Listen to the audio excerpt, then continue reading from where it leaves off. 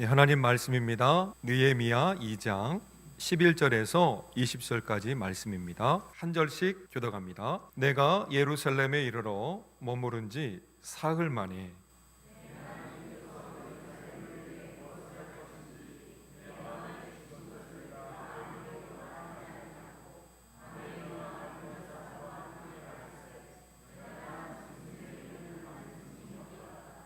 그 밤에 골짜기 문으로 나가서 영정으로 본문에 이르는 동안에 보니 예루살렘 성벽이 다 무너졌고 성문은 불탔더라.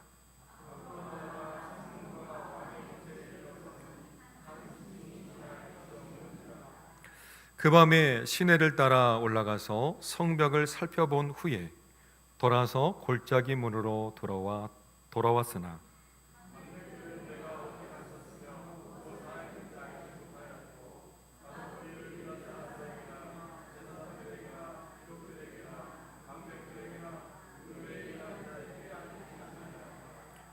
후에 그들에게 이르기를 우리가 당한 공경은 너희도 보고 있는 바라.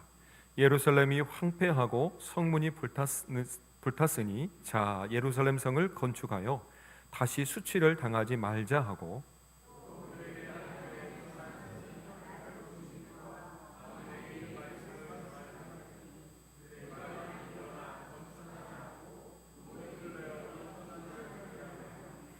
호론 사람 산발락과 종이었던 암몬 사람 도비아와 아라비아 사람 겟셈이 이 말을 듣고 우리를 업신여기고 우리를 비웃어 이르되 너희가 하는 일이 무엇이냐 너희가 왕을 배반하고자 하느냐 하기로 내가 그들에게 대답하여 이르되 하늘의 하나님이 우리를 형통하게 하시리니 그의 종들인 우리가 일어나 건축하려니와 오직 너희에게는 예루살렘에서 아무 기업도 없고 권리도 없고 기억되는 바도 없다 하였느니라. 아멘. BC 586년 느부갓네살 즉 바벨론 왕이 예루살렘을 함락하고 약탈한 후 성전의 성물들을 다 빼앗아 갔고요. 또 성전을 다 파괴하였죠. 또한 사회 구성원 중 귀족이나 왕족 또 지도자층 뿐만 아니라 일반 백성들까지 포로로 붙잡아 갔습니다. 이렇게 47년이 지난 후 그 당당했던 바벨론도 고레스에 의해 망하게 됩니다. 바로 페르시아 이 고레스였습니다. 바벨론을 정복한 후 유다를 장악했죠. 이런 권력의 이동은 궁극적으로는 포로로 잡혀갔던 유대인들에게 이스라엘 사람들에게는 더 유익한 결과를 낳았죠. 포로기 이후 시기는요 BC 539년 이 고레스로부터 시작이 됩니다. 이 바벨론 제국을 무너뜨리면서 시작을 하죠. 고레스 왕은 바벨론에게서 승리한 이후 포로로 붙잡혀온 유대인들에게 예루살렘으로 돌아가 성전 재건과 도시 재건을 할 것을 이렇게 허용해 주었습니다. 에스라는 하나님의 영이 고레스에게 임했고 그러하여금 이스라엘 민족을 해방하도록 촉구했다라고 기록하고 있습니다. 이는 이스라엘 회복의 약속이 예레미야를 통해 실현되고 있음을 알려주는 내용이죠. 에스라 1장 1절 말씀인데요, 같이 한번 읽어보겠습니다. 바사왕 고레스 원년에 여호와께서 예레미야의 입을 통하여 하신 말씀을 이루게 하시려고 바사왕 고레스의 마음을 감동시키매 그가 온 나라에 공포도 하고 조소도 내려 이르되. 아멘. 에스라는 이어 2절에서 하나님께서 고레스에게 유다 예루살렘으로 돌아가서 성전을 건축하라고 명령했다 증언하고 있습니다. 우리 2절 말씀도 같이 읽어보겠습니다. 바사왕 고레스는 말하노니 하늘의 하나님 여호와께서 세상 모든 나라를 내게 주셨고 나에게 명령하사 유다 예루살렘에 성전을 건축하라 하셨으니. 아멘. 고레스 왕은 느부갓네살 왕이 성전에서 약탈한 이 성물들을 어떻습니까? 다 예루살렘으로 다시 돌려보냅니다. 또한 성전 복원에 필요한 예물 곧 재정을 왕실과 페르시아 시민들에게 걷어서 주어야 한다고 법령까지 선포하게 되죠. 페르시아 왕 고레스가 포로로 잡혀온 유대인들을 풀어준 것에서는 여러 가지 이유가 있지만 자신의 정치적 이익을 확보하는 데서 아마 이렇게 시작된 것 같아요. 물론 유대인 외에도 다른 나라 포로들도 다 자유함을 주었습니다. 유다 백성들이 좋은 조건에서 자유의 몸으로 돌아가도록 허용함으로써 이스라엘이 재건되어서 페르시아의 종속 국가가 되는 것입니다. 그리고 이로써 이집트 사이에 이 이스라엘 나라가 완충 역할을 감당하게 되었던 것이죠. 이렇게 하나님의 약속의 때가 참에 포로 귀환이 시작이 됩니다. 제1차 귀환은 이 세스바살이 첫 무리를 이끌고 페르시아를 떠나 이스라엘로 향하게 됩니다. 그때 수룹바벨과 요사닥의 아들 예수아의 지도 아래 성전의 제단을 쌓기 시작합니다. 귀환에서 돌아온 2년 차에 성전 기초를 놓기 시작했죠. 그리고 기초가 놓이자 감격에 쌓인 모든 이스라엘 포로에 돌아온 모든 백성들이 모여서 하나님을 찬양하게 됩니다. 성전과 도시 재건 사업이 큰 힘을 받아서 시작은 되었습니다.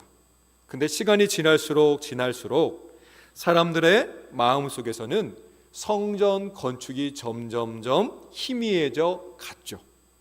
학계서에 따르면 귀환한 사람들이 성전을 건축하는 것에 대해서 때가 아직 아니다라고 말하면서 반면에 자신들의 부와 번영에는 더 관심을 두었다라고 말하고 있습니다.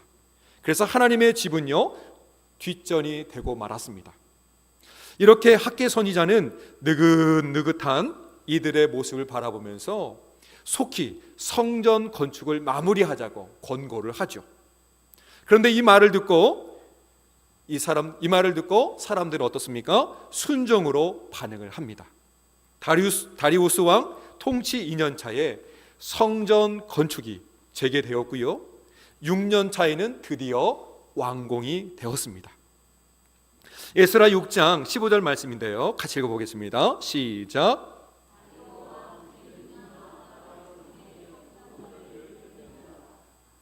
아멘.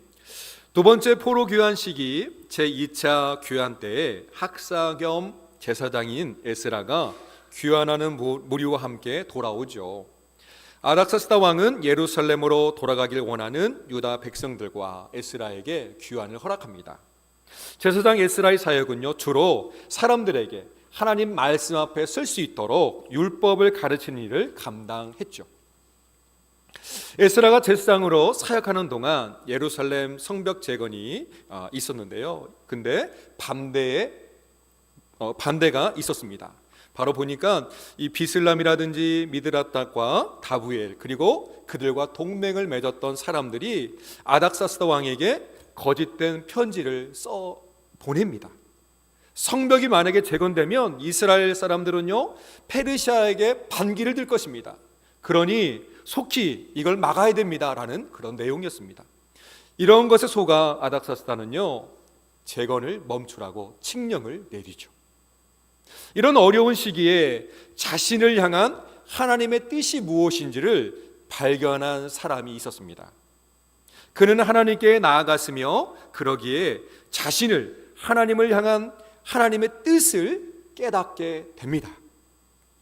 이 사람은 바사 곧 페르시아 제국의 술 맡은 관원이었습니다. 술 맡은 관원은 아주 중요한 직책이었죠. 고대 왕국 시대에는 왕을 암살을 하려고 할 때 왕이 마시는 술에 꿀을 타면 좋겠지만 꿀을 타는 것이 아니라 독을 타는 일들을 했습니다. 한 번쯤은 웃어주는 것이 좋을 것 같은데요. 이 술에 독을 타는 거였죠. 그래서 왕에게 신뢰받는 사람이 술 맡은 관원이 되었습니다. 그러므로 경장이 왕하고는 친분이 있는 그런 사람이었죠.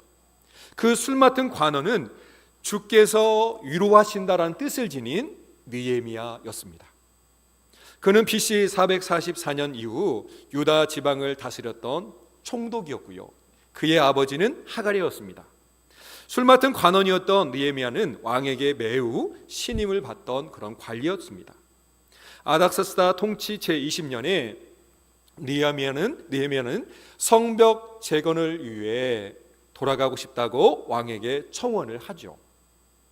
예루살렘 귀환을 허락받은 그는요, 총독 직책을 맡아서 귀환 3차 무리와 함께, 그리고 마지막 무리와 함께 예루살렘으로 보냄을 받습니다.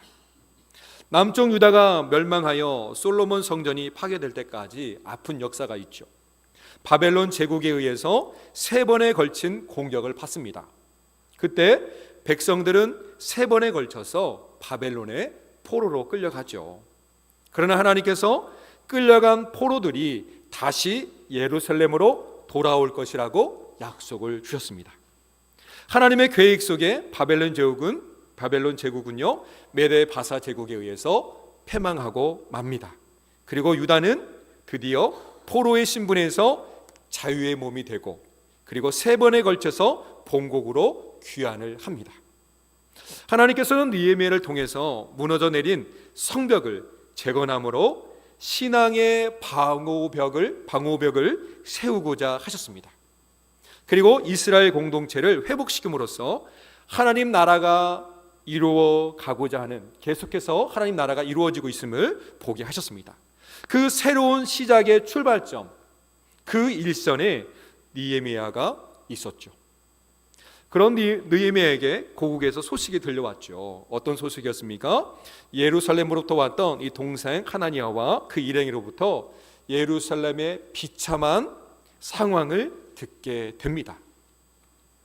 하나님께 제사드릴 성전은 재건되었지만 방호벽을 역할하는 예루살렘 성벽이 무너져서 많은 백성들이 수치를 당하고 고난을 당하고 있다는 그런 내용이었습니다. 그는 예루살렘 성이 회파되고 성문이 불살라졌다는 소식을 듣게 된 후에 예루살렘으로 돌아갈 것을 다짐합니다. 뿐만 아니라 결심하고 금식하고 기도를 하기 시작합니다. 하나님의 뜻을 구하는 것이죠. 이렇게 되면은 하나님께서 자신을 통해 무너진 성벽을 재건하길 바라신다는 뜻을 깨닫게 되고요. 이러한 기도는 무려 4개월이나 지속이 되었다라고 말씀해주고 있습니다. 드디어 고국에 갈 수 있는 길이 열렸습니다. 뿐만 아니라 성벽 재건에 필요한 경비, 그리고 필요한 재료들까지 왕에게 허락을 받지요. 참 놀라운 역사인 것입니다. 그가 예루살렘 성벽을 보수하며 재건하려 했던 것은 자신의 생각에 의해서 되어진 일은 아니었습니다. 하나님께서 그의 마음을 감화시켜 주신 것이었고요, 또 하나님께서 뜻을 알려주신 그런 은혜였던 것입니다.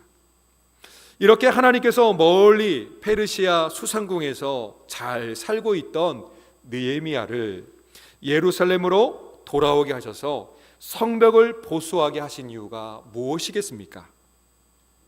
고대 사회에서 성은요, 참 중요한 겁니다. 뭐냐면 그 성읍 사람들의 생존을 보존하는 그런 역할이었습니다. 그래서 없어서는 안 될 중요한 것이 성벽이었습니다.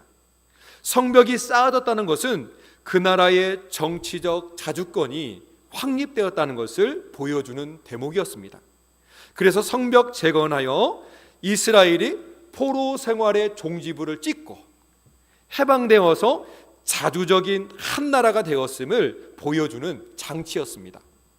뿐만 아니라 정치적인 중심지인 또 하나님을 예배하는 중심지인 그 예루살렘을 외세의 침입으로부터 보호해주는 성벽의 역할이 중요했던 것입니다.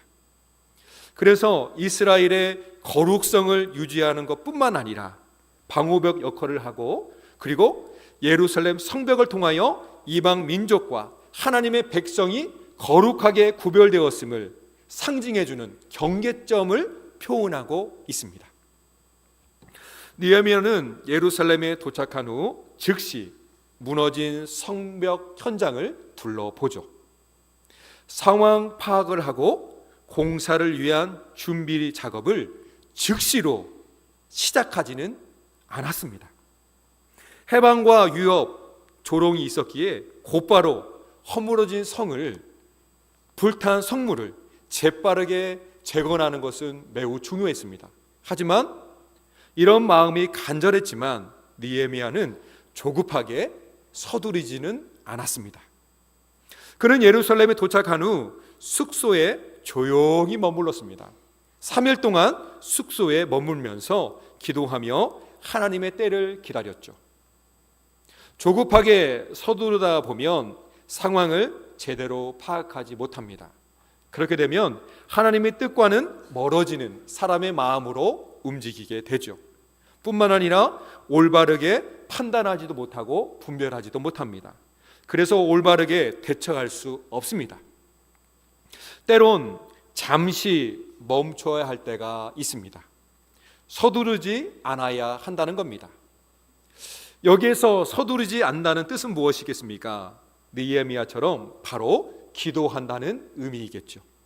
하나님의 뜻과 하나님의 때를 기다리는 것이 서두르지 않는다는 의미이겠죠. 하나님께서는 당신의 거룩하신 뜻을 이루어 가실 때 결코 조급함으로 서두르지는 않으신다라는 것을 우리는 압니다. 아담이 타락한 후 하나님께서는 독생자 예수님을 이 땅에 보내셔서 범죄한 인간을 구원하시려고 계획하셨죠. 하나님 때가 이를 때까지 기다리셨고요. 때가 꽉 찼을 때 비로소 아들을 이 땅에 보내주셨습니다. 우리 베드로후서 3장 9절 말씀을 같이 읽어보겠습니다. 시작.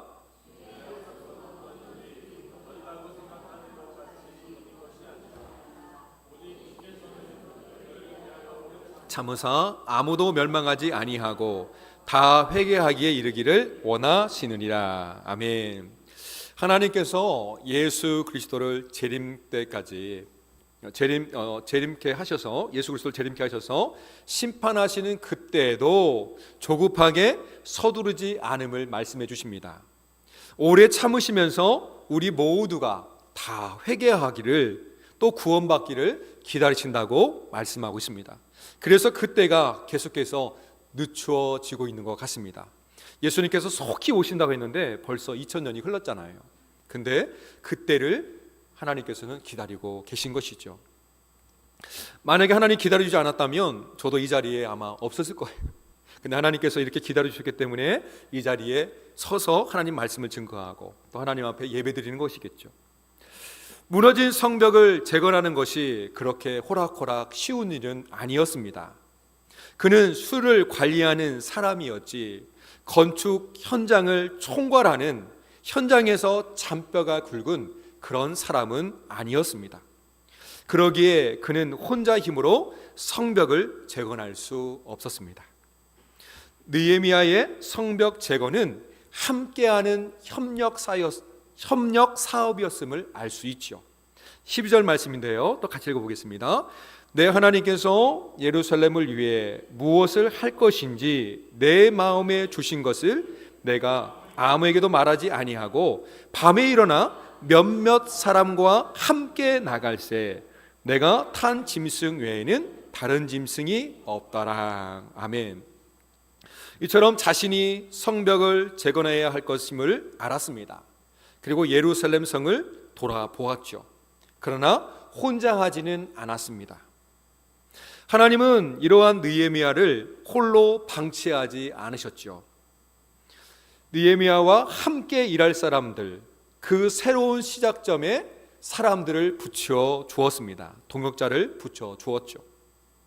하나님께서 뜻을 이루시되 사람들을 통하여 이루어 나가시고요. 그리고 협력하며 함께하는 은혜를 허락하십니다. 한 사람이면 패하거니와 두 사람이면 맞설 수 있나니 쇠겹줄은 쉽게 끊어지지 아니하리라. 아멘. 나로부터 시작될 때 협력이 이루어집니다. 너부터 해, 이게 아니죠. 나로부터 시작될 때 협력은 이루어지는 것이고 함께 부흥과 변화를 이룰 수 있다는 것을 알게 됩니다. 그리고 이를 통하여 하나님의 놀라운 역사가 일어나는 것이죠. 부흥과 변화를 이뤄나갈 때 어떻습니까?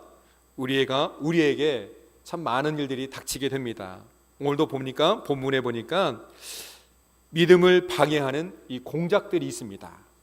물론 앞서서 예레미야를 방해했던 무력이 있다면 또 느헤미야를 방해했던 사람들이 있었습니다. 우리 19절 말씀인데요, 같이 읽어보겠습니다. 호론 사람 산발락과 종이었던 암몬 사람 도비야와 아라비아 사람 겟셈이 이 말을 듣고 우리를 업심여기고 우리를 비웃어 이르되 너희가 하는 일이 무엇이냐? 너희가 왕을 배반하고자 하느냐? 하기로. 아멘. 느헤미야가 밤중에 극비리 믿을 수 있는 수행원 몇 사람과 함께 둘러봅니다. 그리고 혼자 탈 수 있는 짐승 한 마리만 사용하여서 조용히 예루살렘을 시찰하죠. 다 여기에는 이유가 있었던 것 같아요. 무엇보다도 무너진 예루살렘 성벽 재건을 강력하게 반대하던 그런 무리들이 있었죠. 원수들을 염두에 둔 것일 것입니다. 반대하며 회방하는 사람들이 있었다는 거예요. 당시 우세를 차지하고 있던 이 산발락과 도비야, 또 이들과 친분을 맺으면서 이권을 챙기고 대적자와 손을 잡고 내통하는 일이 있었던 것 같아요. 그래서 호론은요, 이 호론 사람이라는 이 호론에서, 이 호론은 뭐냐면 이 사마리아 안에 있는 지명이었다고 합니다. 이 산발랏은 호론 출신 사마리아의 총독으로 여길 수 있습니다. 예루살렘이 재건되면 자신의 세력이 분열되고요, 약화되어서 어떻습니까? 자기의 힘이 나눠진다는 것을 생각했던 거예요. 자기 힘이 약해진다는 것을 직감했던 것이죠. 그래서 성벽 재건을 막으려고 했던 것입니다. 또한 이러한 것에, 이런 악한 일에 이 겟셈이 아주 괘씸하게 합류를 하게 됩니다. 안 웃긴가요? 이러한 것을 철저히 막기 위해 느헤미야는 밤중에 극비리 시찰을 했던 것 같아요. 이뿐만 아니라 사전에 철저한 준비 작업이 필요했습니다. 이런 것이 선행이 되어야 성벽 재건에 필요한 물자라든지 또 도시 재건 사업이 충분히 공감이 되어서 사람들과 함께 협력할 수 있는 동기부여가 되는 거였죠. 이처럼 느헤미야가 예루살렘 총독으로 부임한다는 소식을 듣고요, 산발락과 도비야 그리고 겟셈 이들이요 극도로 긴장을 했습니다. 그리고 근심을 하죠. 이들은 수단과 방법을 가리지 않고 모든 것을 동원하여 예루살렘 재건을 방해했습니다. 먼저 10절에 보니까 이렇게 기록되어 있네요. 호론 사람 산발락과 종이었던 암몬 사람 도비야가 이스라엘 자손을 흥황하게 하려는 사람이 왔다 함을 듣고 심히 근심하더라. 또 4장 7절 말씀을 같이 읽어보겠습니다. 4장 7절입니다. 같이 읽습니다. 산발락과 도비야와 아라비아 사람들과 암몬 사람들과 아스돗 사람들이 예루살렘 성이 중수되어 그 허물어진 틈이 아멘. 그렇습니다. 이 산발락, 도비야, 아라빈 그리고 암몬인 또 아스돗인들이 이 군대를 형성해서 만약에 성벽 수리하는 사람들이 있다면, 무너진 성벽을 수리하는 사람이 있다면 우리가 가만두지 않을 거다. 바로 살해의 협박을 강행하게 됩니다. 이런 위협을 했죠. 신앙으로 맺어진 공동체가 있다면 불신앙으로 뭉쳐진 공동체가 있죠. 또 하나님을 믿고 따르는 동지들이 있다면 또 이를 방해하는 무리들도 반드시 있습니다. 느헤미야는 이러한 방해와 회방이 있었지만 결코 뜻을 굽히지는 않았습니다. 오히려 당당하게 하나님의 도우심을 의지하며 나갔습니다. 우리 20절 말씀인데요, 같이 읽어보겠습니다. 내가 그들에게 대답하여 이르되 하늘의 하나님이 우리를 형통하게 하시리니 그의 종들인 우리가 일어나 건축하려니와 오직 너희에게는 예루살렘에서 아무 기업도 없고 권리도 없고 기억된 바도 없다 하였느니라. 아멘. 느헤미야가 하나님의 뜻을 향해 나아갈 때 방해와 회방과 조롱이 있었습니다. 그럼에도 하나님을 굳게 신뢰하며 나갔죠. 흔들림이 없었습니다. 성벽 재건을 반대하는 무리들이 있었지만 함께하는 사람들이 있었기 때문에 또 하나님께서 이들을 붙여주시기 때문에 믿음을 가지고 이 모든 역사를 이루어 나가게 됩니다. 그리고 무너진 성벽을 52일 만에 다 재건을 하게 됩니다. 예루살렘 성이 무너진 것은요, 이스라엘 백성의 수치스러운 일이었습니다. 이처럼 교회가 무너지면 수치를 당하는 것이죠. 하나님께 영광 돌려야 할 예루살렘 성이, 그리고 예루살렘 성전이 그 기능을 상실해버리고 말았습니다. 그러므로 하나님의 영광이 떠났다는 것을 그들의 마음 가운데 알게 되온 거죠. 근데 어떻습니까? 느헤미야는 이러한 것에 안타까워했습니다. 그래서 느헤미야는 예루살렘이 황폐되고 성문이 불탔을 때에 가슴 아파했죠. 그가 얼마든지 수상궁에서 호화롭게 관리이기 때문에, 높은 관리이기 때문에 호화를 누리며 영화를 누리며 살 수 있었습니다. 그러나 그는요, 하나님의 거룩한 성이 무너진 것을 절대로 볼 수 없었습니다. 하나님의 거룩한 성을 건축하는 일, 그것은 과거의 수치스러운 역사를 다시 반복하지 않겠다라는 그런 다짐이었습니다. 하나님을 멀리 떠나고 하나님 말씀이 그들 중심 가운데 없어서 이런 수치를 당하기 때문에 우리 하나님 말씀인 성전과 성벽을 재건하는 것이 곧 하나님의 새로운 역사를 이루는 것을 알게 되었습니다. 그리고 새로운 그 시작점에 하나님의 영광이 함께 임하는 것을 보게 됐죠. 느헤미야는 하나님의 뜻을 깨닫고 순종한 사람이었습니다. 하나님은 우리를 이 자리에 부르셨습니다. 믿음의 공동체로 우리를 부르셨죠. 우리를 통해 이루시고자 하시는 하나님의 뜻이 이곳에 분명히 있습니다. 느헤미야를 통해 무너진 성벽이 재건되기를 바라셨던 것처럼 우리를 통해 영적으로 무너진 성벽이 재건되기를 원하시죠. 그리고 다시 새롭게 회복되기를 원하십니다. 느헤미야처럼 무너진 성벽을 재건하는 하나님의 도구로 아름답게 쓰임받기 위해서는 영적인 성벽이 무너져서 고통당하는 우리의 이웃들을 바라볼 수 있어야 합니다. 느헤미야가 그랬던 것처럼요. 그들을 사랑하시는 주님의 마음으로 그들을, 우리의 이웃들을 바라보아야 합니다. 이웃의 고통을 나의 고통으로 느끼고 안타까운 모습을 내 모습으로 여길 줄 알아야 합니다. 그러기 위해 우리는 이웃을 향하여 비난을 하거나 또 쉽게 판단하지 않아야 합니다. 무시하거나 무관심하지 않아야 한다는 것이죠. 그리야 할 때 무너진 성벽을 함께 재건하며 새로운 시작을 열게 되는 것입니다.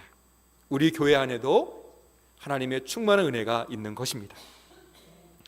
하나님께서는 우리를 향하여 뜻을 펼쳐 가십니다. 그리고 우리 홀로 두지 않습니다. 함께 이렇게 화산 교회 공동체를 이루어서 135명의 영혼들을 위해 작정하고 기도하고 또 그들을 위해 최선을 다하며 열심으로 나가게 하십니다. 이것이 우리의 씨앗이 되어서 더욱더 전도의 힘을 쏟을 수 있는 것이죠. 우리의 환경에 무너진 그리고 허물어진 성벽을 재건하길 원하십니다. 외부의 힘으로부터 그들을 물리적으로 지켜주었던 것이 무엇이었습니까? 예루살렘 성벽이었습니다. 성벽은 보호막입니다. 하나님 말씀으로 하나님 말씀이 우리를 보호해 주실 때 우리는 어떻습니까? 힘을 누리고 평안함을 누리고 안전함을 누립니다. 말씀으로 오신 예수님 안에 우리가 거할 때 하나님의 능력이 우리를 통하여 증거되고 또 흘러 넘치게 되는 것입니다. 멈추지 않고 앞만 보며 전진하는 것도 중요하죠. 그러나 때로는 허물어진 곳이 있다면 잠시 멈추어서 그것을 재건하는 것이 중요합니다. 기초를 튼튼하게 세우는 것이죠. 이처럼 느헤미야처럼 우리에게 주어진 복음의 사역이 있음을 깨닫고 또 우리 믿음의 장성한 분량을 향해서 달려나가는, 또 우리가 성숙해져가는 우리 신앙이 되고요.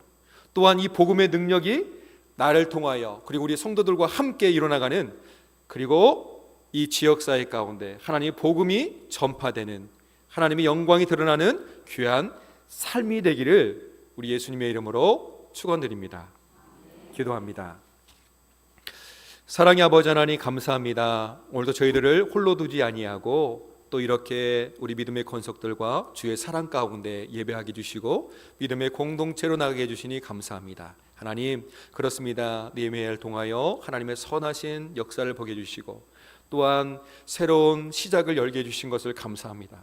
이제부터는 나를 통하여 또 우리를 통하여 이 일들이 이루어지게 하여 주시옵시고 더욱더 우리 교회 안에는 믿음의 기쁨, 구원의 기쁨이 충만하게 이루어질 수 있도록 이끌어 주옵소서.